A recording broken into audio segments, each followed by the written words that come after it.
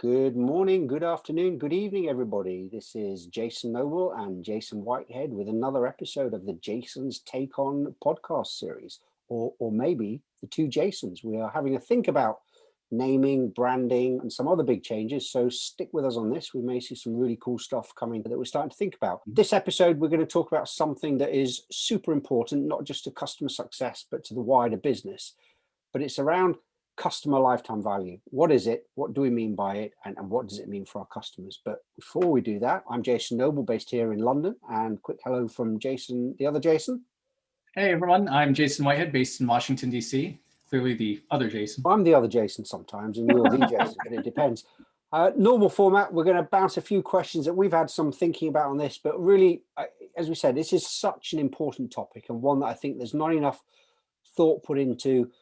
A lot of organizations struggle with this. Where's the responsibility for it? What does it mean? How do we go about this big change that we're doing as part of generating value for our customers? As normal, this is a conversation with the two of us. There is no guest this time. I think we've had a lot of guests recently, but it's just myself and Jason today. But we always like one of our bold challenge questions. And the one today for all of our listeners is, what bold actions can you take to dramatically increase the lifetime value of the relationship for you and your customers? So have a think about that. Come back to us. We'd love to hear more from you on this. So to kick us off with this first question, Jason, I'm going to throw this one straight back to you. Why are we talking about this? What is customer lifetime value all about, and why is it so important, and why now? Absolutely. I think for me, there's a lot of things here. Customer lifetime value, it's a term that most of us know and hear all the time, but never really spend a lot of time dissecting it other than, okay, how can we get the most money out of this potential customer, the most revenue? Never really thinking beyond that to, what does this mean for our organization? What do we do with this concept? So I think it's important to really take a deeper dive here and say, when we're talking about this, where do we go? And it's not just about the sale or the acquisition, it's about the long-term relationship. But when you start to think about customer lifetime value, it opens up a lot of doors for, how do we improve our organization? Yeah. How do we make sure we're delivering value to our customers? And what are the things that need to happen a little bit differently?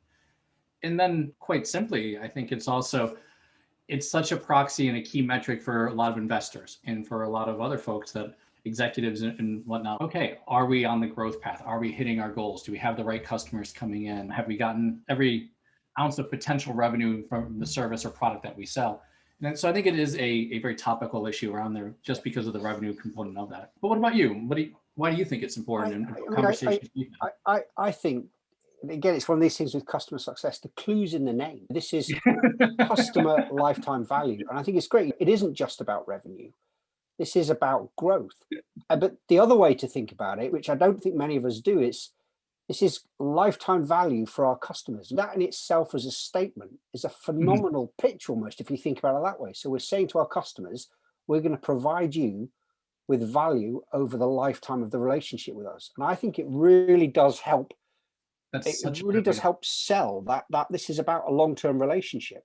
It's not the way it's intended, but from a customer point of view, if you talk about lifetime value, this is about delivering value to our customers throughout all of the lifetime with us. And I think that's really key. And the other, you touched on it earlier on, but this is a big number for our investors, absolutely, for the markets, for analysts, but also for our teams and our leadership. We want to know that we're driving this growth. So ultimately, it's a big number for our customers as well. They want to be able to see that they're getting growth and growing value from us. Yeah, I love what you say about the clue is in the name. But when you think of even customer success, so many of the customer success teams, they view delivering customer success as a way to maximize the vendor's complete success. So it's a misnomer there. And even just the name here, customer lifetime value. How much value are we getting from the customer? It's very us-centric. It's not. It makes you wonder. I think there's a lot of stuff that we probably talk about in customer success that is still, although the word customer's in there, we're probably coming from us rather than the customer, which you can turn all of these things around. I think it gives you a really different perspective. So you say we are focused on giving value to our customers over their lifetime. It's a different way of thinking about it, but I think it helps you really understand what this means. It's about growth. It's about longevity. It's about growing value for our customers. It's a really powerful thing to think about. It is. In the group that I'm with, it's Success Chain, that we're all focused on mutual success and Yep. mutual value for suppliers and customers, and blurring the lines between vendor and supplier, because everyone has to get value or no one gets. And I love maybe it. And I think that's what we've got to do here is blur those lines. It's not just about what we're trying to do here. The other thing we could talk about is what do we mean by value? Is it the same as revenue? And I don't think it is the same. It could be similar. Sure, value is part of the revenue. It's part of how you measure it. But it all depends on your perspective. How have you defined value for your customers? and having an honest and frank discussion with them. And one of the things I was thinking about was maybe even the term customer lifetime value should be more of a relationship lifetime value, where you say, what's the value to us and you? And the number may be different. Maybe here's the revenue number, but that's not the only source of value to your point. I like that idea. And maybe you do need to start thinking about them in two different ways. Yes, there's the internal view, but you've got to think about it from a customer. And that's something that I think your customer success manager could really drive home with your customer.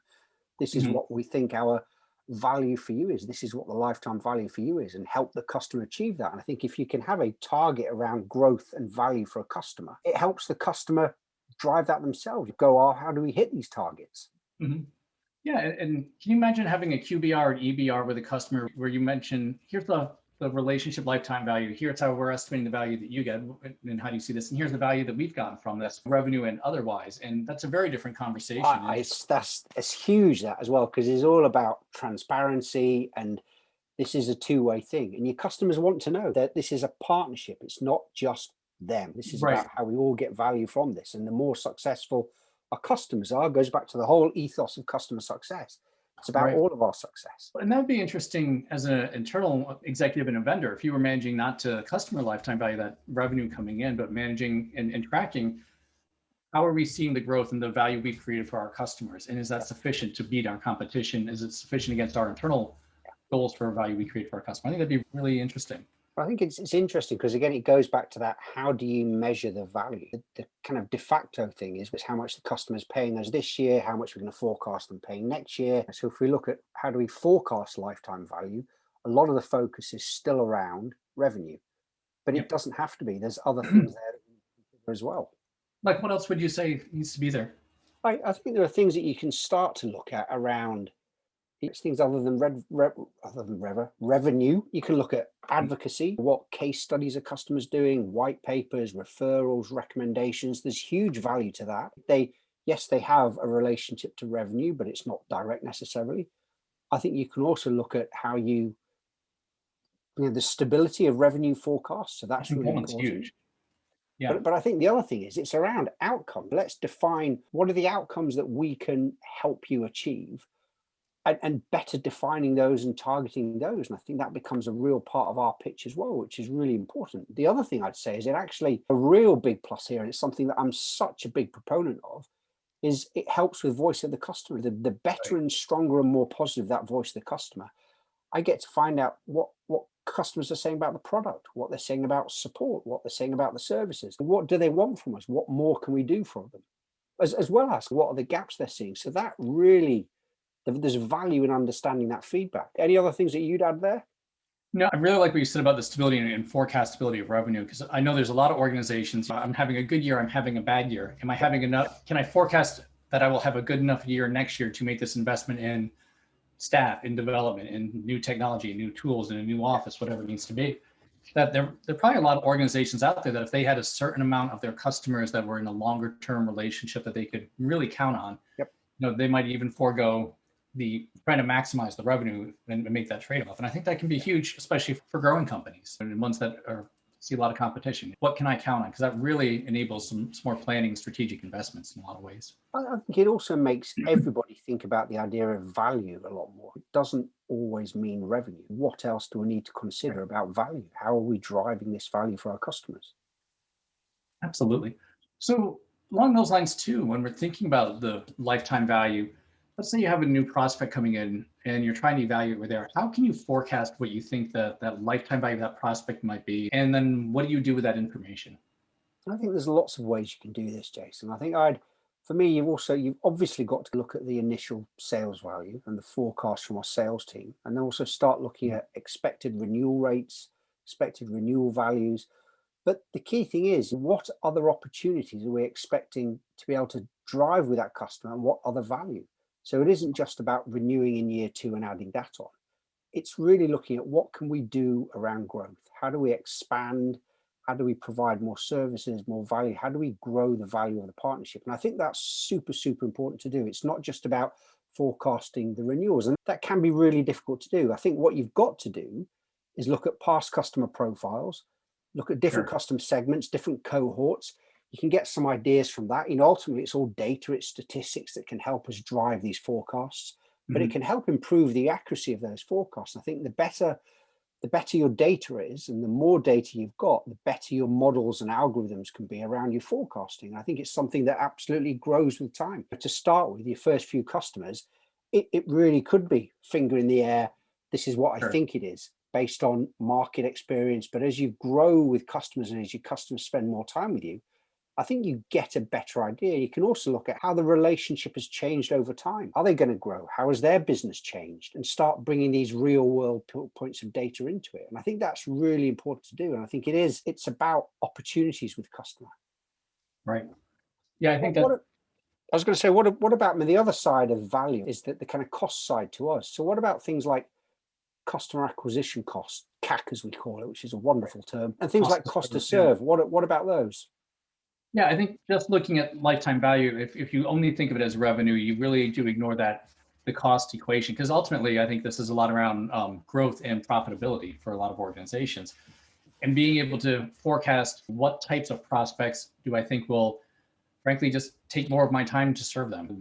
Either they have very complex needs, or you can just tell based on the interactions during the sales process that this is going to be a challenging customer. And typically I've seen the bigger the deal, the more challenging the customer. And in some cases, or most cases, not all though, and really being able to forecast, is this the ideal customer, or is this one that may look like a big deal for some reason, but when we get behind the scenes, it's not. And I think that's important. I think another thing that I'd love to see more people, my background's in helping organizations with user adoption and understanding how gifted is a buyer of software at getting value and adoption of any tool, not just necessarily your tool. And typically what I see is that when you're talking with organizations, either they've got some good internal adoption practices, change practices, they know how to get quite a bit of value. I don't think anyone ever gets full potential value out of it.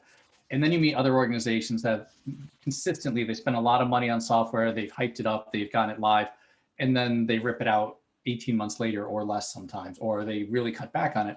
And you start to see some trends there of they're just not good at managing to have their teams and their people use technology for full effect. And that's usually, for me, a big red flag that if they've been unsuccessful driving adoption success with other systems and they haven't done any substantial changes, what makes me think they're going to be successful with the current system? And what are the cost implications for me, or what are the propensity to churn? And how can you identify that right up front and help them take a different course of action as a result of that information? I think that's a really interesting point, because you've got to look, quite often you are replacing some existing platform services, or if you're not and coming in greenfield, you're coming in to replace some existing processes that haven't worked and haven't given that value. So you've got to be proactive and make sure that you're driving value from day one, but you're also driving value from day 180, day 365, day 720. You've got to make sure that you're continually driving value to make sure that customer lifetime value is there. Because if you forget about that piece, and that, as you said, adoption is super important, but once they've adopted it, you can't just walk away. It's a continual change cycle that we're going through. There'll be new people coming on. There'll be new things that we're developing, new business opportunities, new challenges. How do you continue to do that? And I think, again, it goes to, this isn't just about a one-year sale. This is about lifetime. And you've got to realize that it requires more from us as well. This isn't just the customer, but we've got to keep driving this, to keep driving the value for them. One of the things I used to talk about too, when it was early days in the SaaS world, is this transition from perpetual use on-prem to SaaS has really changed the learning curve into a learning treadmill. And I think with the way software changes so quickly today, and new companies come in and come out so quickly, you're on a constant both learning treadmill and a change treadmill that you've got to keep up. How have I never, Jace, I've known you for over 2.5 years now, and you've never said that before. I've never heard that. That's awesome. You're so right.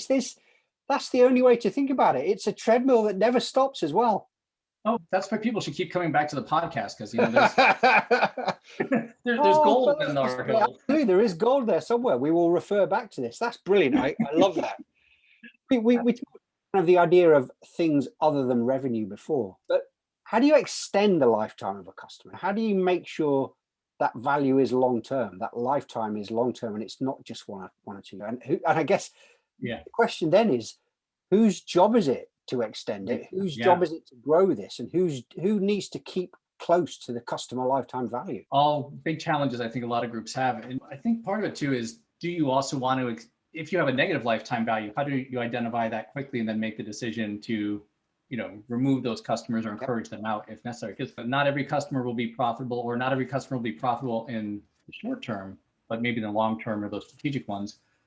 But I think part of that really becomes, how do you align the rest of your organization on the need to maximize lifetime value for you and your customer? And we still see today, sales sometimes get a bad rap for things that are not their fault, but a lot of sales plans that really push for what's the initial sale, and then someone else handles the renewals, or you're only commissioned off of that. I think being able to track and structure people and commissions that are focused on what's the lifetime value, and having some sort of ongoing commission structure or incentive structure, whether it's for the sales folks or for the entire organization, is important. I think this also comes back to, how do you, if you're reporting and measuring perceived lifetime value for you and your customer, setting those as target performance goals for everyone in the organization, whether it's CSMs or support or service or onboarding, whoever it needs to be, to say, is there some sort of adjustment to compensation around this, or even just, these are the targets we're aiming for. Let's incentivize people accordingly. But what about you? What thoughts do you have on that? This goes back to customer success as well. Or even who owns the customer? That old question we get asked. And I think it also goes back to the whole ethos around customer success. This isn't the responsibility of a team. That thought about growing and extending and having a good lifetime value for our customer has to come from the first interaction with them. This isn't just about a sale. And again, we've talked about it on previous episodes, Jace, but it's not just about landing it and moving away. We've got to sell to the right customers. We've got to make sure we're selling value to them and how that value is going to grow. So this starts with sales. It starts with marketing. It then comes through to implementation, onboarding, training. It's everybody in the business. And you've got to have that whole business philosophy that we're all here about our customers. We're here to grow our customers and to drive value for them. So the question about ownership, I think, goes away. There isn't one person or team. It's the whole business is responsible for making sure that you're providing the lifetime value your customers want, expect, and need, and that you need to deliver to grow yourselves. And I agree with that. And I think in addition to that too, is setting the expectation with customers of their role and responsibilities for creating their own lifetime value. So if it really is meant to be relationship lifetime value, have that conversation with your customer. To your point, have it right up front during the sales cycle. One of the things that I talk about when working with a lot of customer success teams is the idea of, it will come as no surprise to your customers that you want them to renew and buy more. They already know this. And so many sales and customer success teams are afraid to just have that conversation. This big elephant in the room, it's there, just talk about it. But having a conversation with a customer, we want to have you for a customer for 20 years or more. And we know the only way that's going to happen is if you achieve and perceive this amazing value over the course of your relationship with us.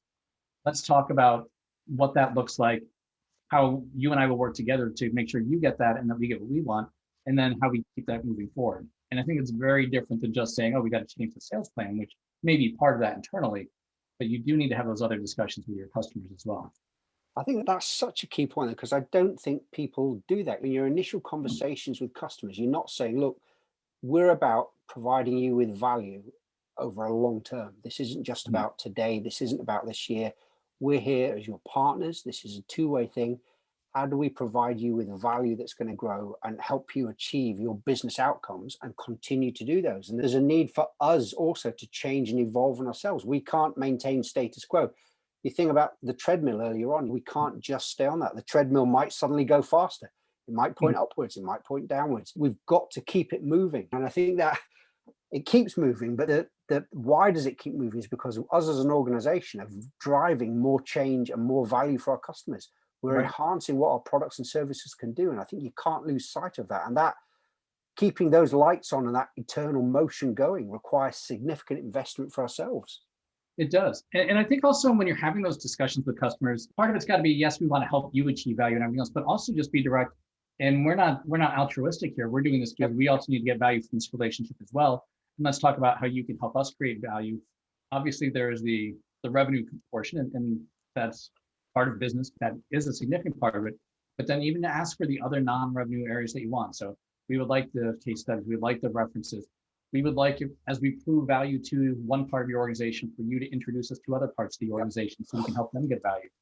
And I think having that conversation both up front, but then from every future conversation, grounding them in that, not just DBRs, but definitely in those. We're here for mutual value, and here's what you said, the value that you're trying to achieve, and how we can help you, and here's the value we're trying to achieve.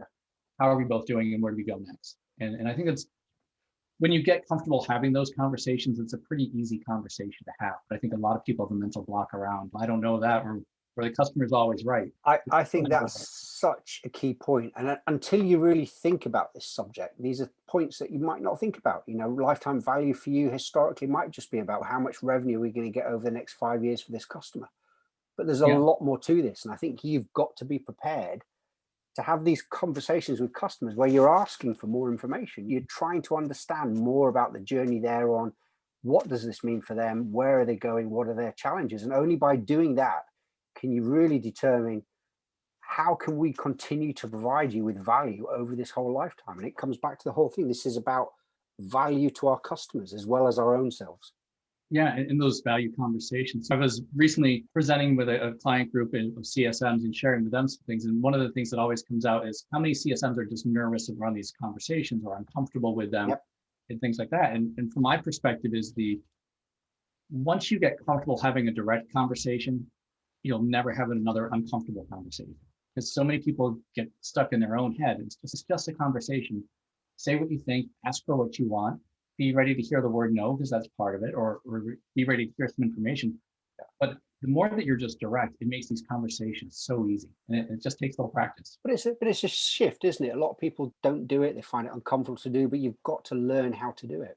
Yeah. When I found early in my career, I was nervous around things like that as well, and in certain conversations, I would be nervous, and even parts of your personal life, at times you're nervous, and consistently. And I was bashed over the head with this a few times, and that really helped was avoiding the conversation, and the longer it takes until you have the conversation, that warm up to it, knowing that it's coming, is always worse than conversation. Yep. And then when you get over that mindset, I'm just going to say it, because I say it now, or I say it for 3 weeks from now. I'm going to save the 3 weeks of stress, and then I will get the information I need to deal with it accordingly. Throw it out there. This, I think, is a whole conversation, another podcast in itself. But Absolutely. It's that fear of pushing yourself forward.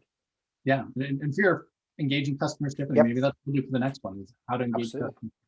Well, this has been, I think we've come to the end there, but this has been a really cool conversation. Just to recap as to the bold question, the bold challenge question at the beginning, what bold actions can you take to dramatically increase the lifetime value of the relationship for you and your customer? So hope you found that useful. Have a think about it. If there's anything that you want more info on, if there's any questions you've got, if any of this you think, well, actually, these guys don't know what they're talking about, let us know.